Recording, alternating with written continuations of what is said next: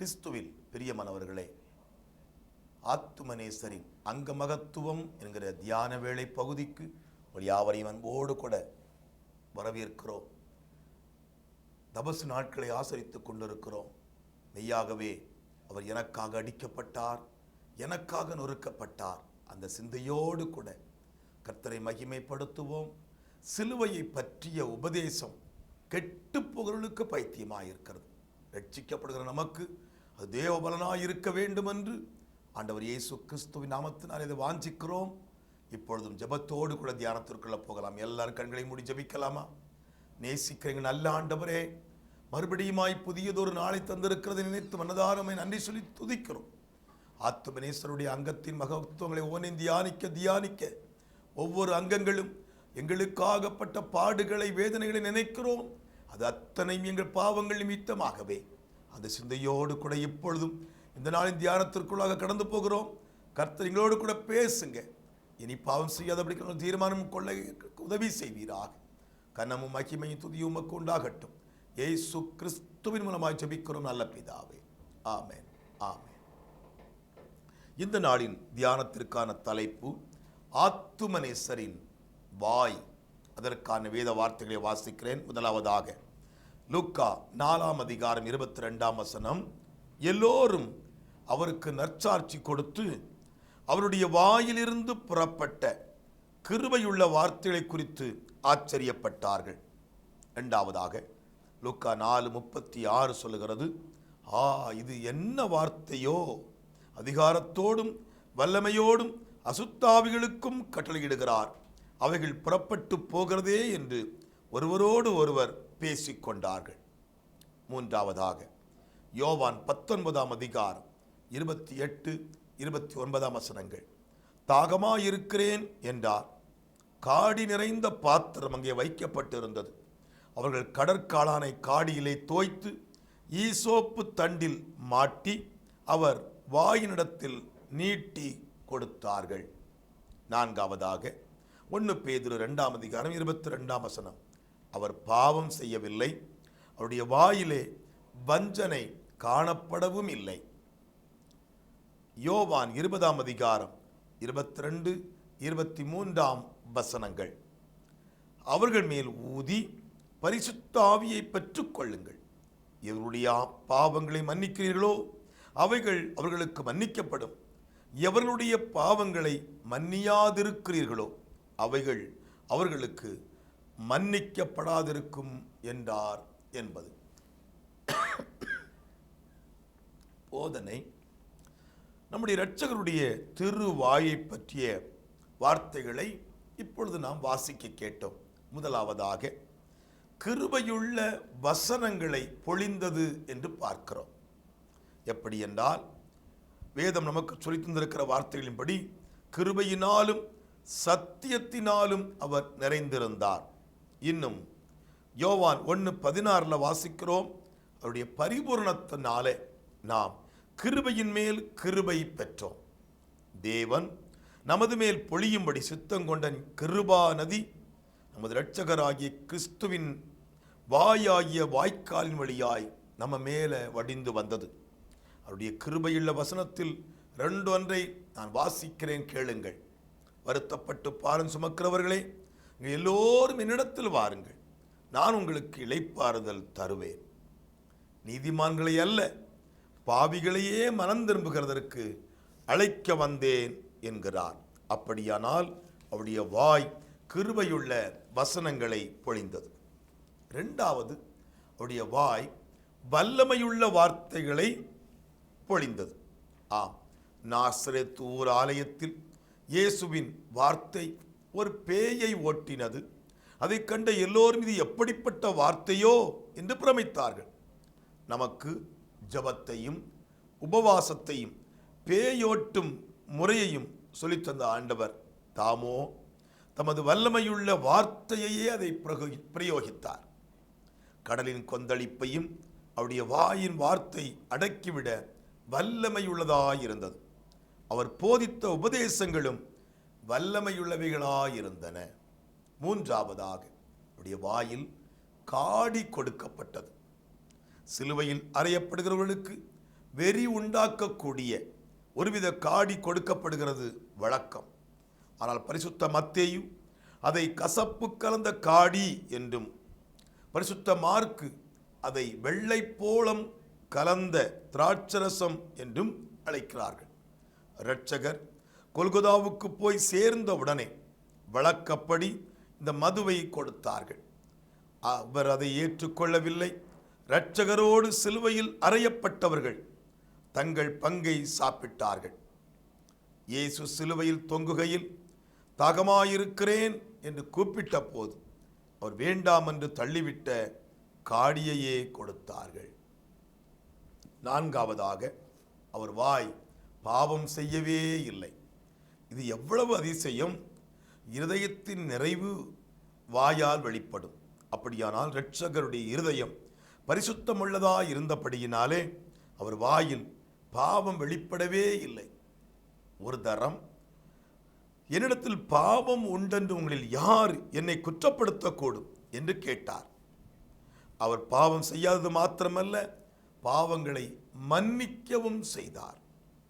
ஐந்தாவதாக, அவர் வாய் பரிசுத்த ஆவியையும் பாவ மன்னிப்பின் அதிகாரத்தையும் கொடுத்தது. ஆதி மனுஷனுக்கு ஜீமாத்துவாவை ஊதினவர் இப்பொழுது தம்முடைய பரிசுத்த ஆவியை ஊதி தம்முடைய சீஷர்களுடைய பாவ மன்னிப்பின் அதிகாரத்தை வெளிப்படுத்தி அவர்களுக்கு பரிசுத்த ஆவியை அருளினார். தியானம். என் இரட்சகருடைய திருவாய் இரட்சணிய கிருபைகளாலும் ஆசீர்வாதங்களாலும் நிறைந்திருக்கிற ஒரு பக்கிஷமாய், பாவ மன்னிப்பு என்னும் அமுதை ஒழுக செய்யும் தேன் தட்டாயும், இருதய சமாதானம் என்னும் கேலையாத்தின் பிசின்தைலத்தை பொழியும் ஜீவவருட்சமாயும் இருக்கிறது. பாவ பாரத்தின் இழைப்பை ஆற்றும்படியான திராட்சரசம் அங்கிருந்து கசிகிறது. அதை பானம் பண்ணி அதனால் மகிழ்ச்சி அடைய வேண்டியதே அன்றி வேறே வேலை நமக்கு இல்லை. ஆத்துமாவே, நீ வெகு காலம் பிழைத்திருப்பதற்கு போதுமானதெல்லாம் உனக்கு இருக்கிறது. ஆகையால் உன்னை தேற்றிக்கொள். இரட்சகரை போல் கிருபையால் நிறைந்தவர்களை நான் கண்டதே இல்லை, கேட்டதும் இல்லை. அவரும் கிருபை, அவர் வாயும் கிருபை, அவர் பேச்சும் கிருபை, கிருபையின் மேல் கிருபை. ஆத்துமாவே, அவருடைய கிருபையுள்ள வாயின் வசனம் ஒன்றை கேட்டால் உனக்கு இன்னும் திருப்தி உண்டாகும். என்னிடத்தில் வருகிறவனே நான் புறம்பே தள்ளுவதில்லை. இப்படி யாராவது சொன்னது உண்டா? என் ஆண்டவர் எவ்வளவாய் நம்மை நேசித்தார்! என் ஆத்துமாவை பிசாசின் வல்லமையில் இன்று விடுதலையாக்கும்படிக்கு நான் இயேசுவண்டை போவேன். அவர் தமது வாயிலிருந்து ஒரு வார்த்தை சொல்வார். அந்நிமிடம் முதல் என் ஆத்துமாவை பிடித்திருக்கும் எந்த பேயானாலும் பாவமானாலும் பறந்து ஓடி போய்விடும். பாவம் இல்லாதவரும் பாவிகளை விட்டு பிரிந்தவரும் பாவங்களை மன்னிக்க மனமும் அதிகாரம் உடையோருமான ஆண்டவர் என் ஆத்துமாவிலே தம்முடைய பரிசுத்த ஆவியை ஊதுவார். உடனே நான் பலமடைவேன். அவருடைய திருவருள் உலர்ந்து போன என் ஆத்துமாவின் எலும்புகளை அசைய செய்து அதில் சதை பிடிக்கச் செய்யும். கிருபையின் வரப்பிரசாதங்கள் இறங்குவது என் ஆத்துமாவின் பேய்களை ஓட்டி பயங்களை அமர செய்து பாவங்களை மன்னிக்கிறதுமான திருவாயில் இதோ காடி கொடுக்கப்பட்டது என்கிற ஒரு வார்த்தை எழுதப்பட்டிருக்கிறதை நினைக்கும் போது என் ஆத்துமா புலம்புகிறது. என் ஆத்தும நேசரே, கெத்செமனேயில் உமது பிதா தந்த பாத்திரத்தின் மீது கசப்புள்ளதோ? நீர் 33 வருஷமாய் குடித்த வியாகுல பானத்திலும் இது கசப்புள்ளதோ? இல்லையே. பின்ன ஏன் அதை தள்ளிவிட்டீரப்பா? தாகம் எடுத்த உமக்கு அந்த பாதகர் தண்ணீர் கொடுக்கலாகாதா? சிசராவை கொன்ற யாக்கேன் தண்ணீர் கேட்டவனுக்கு பாலையும் வெண்ணையையும் கொடுத்து கொன்றாளே. என் பாவமே, நீ என் இரட்சகரை என்னமாய் வதைக்கிறாய்? இரட்சகா, கானாவூரில் தண்ணீரை ரசமாக்கி சகலரையும் சந்தோஷப்படுத்தின உமக்கு இந்த கசப்புள்ள காடியா கொடுக்கப்பட்டது. இந்த கசப்புள்ள காடியா கொடுக்கப்பட்டது. நீர் அதை வேண்டாம் என்று சொன்னதற்காக உம்மை புகழுகிறேன் அப்பா. உமக்கு சித்தமானால் அதை தேனாக மாற செய்து உண்டிருக்கலாமே.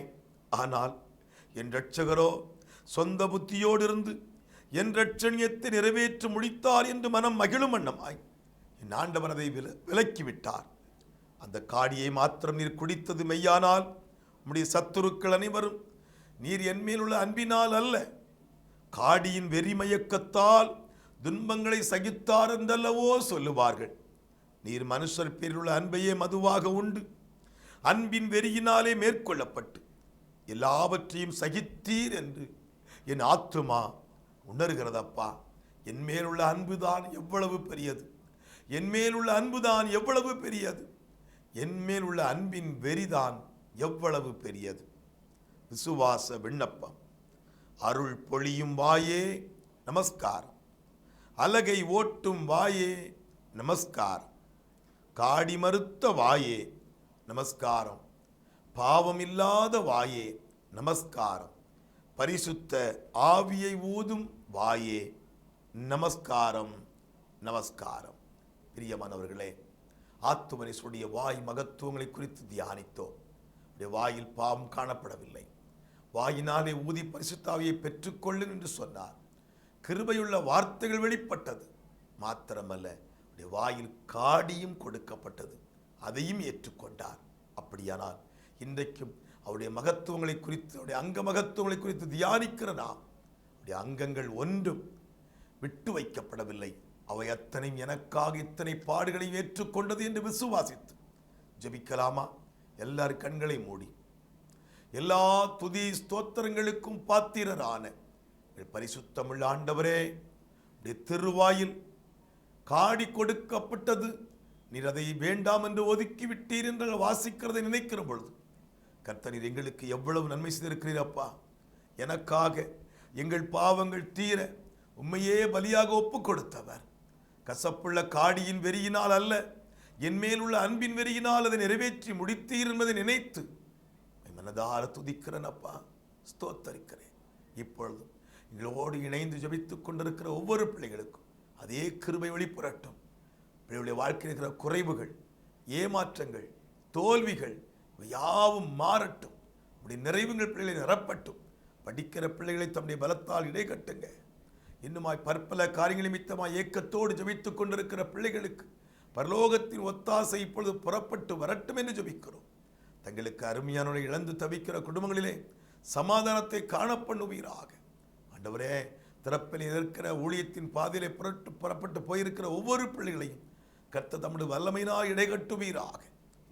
இந்த நாளிலும் நிறைவேற்றப்படக்கூடிய எல்லா ஊழியங்களுக்காக ஸ்தோத்திரம். தேவனாய கர்த்தர் ஊழியத்தின் பாதையிலே ஒவ்வொரு பிள்ளை எடுத்து பயன்படுத்துங்க. நீர் உயர்ந்திருப்பீராக. தாழ்த்துகிறோம். தங்கள் பணிகளுக்கு புறப்படுகிற பிள்ளைகளுடைய பிரயாணங்கள், பிரயாசங்கள் எல்லாவற்றிலும் தேவ கரம் கூடவே இருந்து ஆசீர்வதிக்கட்டும். எல்லா துதியும் கனமும் மகிமையும் உமக்கு செலுத்துகிறோம். எங்கள் அருள்நாதர் இயேசு கிறிஸ்துவின் மூலமாக ஜெபிக்கிறோம். ஜெபங்களை கேளுங்க நல்ல பிதாவே. ஆமேன், ஆமேன். என் ஆத்துமாவே கர்த்தரை ஸ்தோத்தரி, என் முழு உள்ளமே அவருடைய பரிசுத்த நாமத்தை ஸ்தோத்தரி. என் ஆத்துமாவே கர்த்தரை ஸ்தோத்தரி, கர்த்தர் செய்த சகல உபகாரங்களையும் மறவாதே. ஆமேன், ஆமேன்.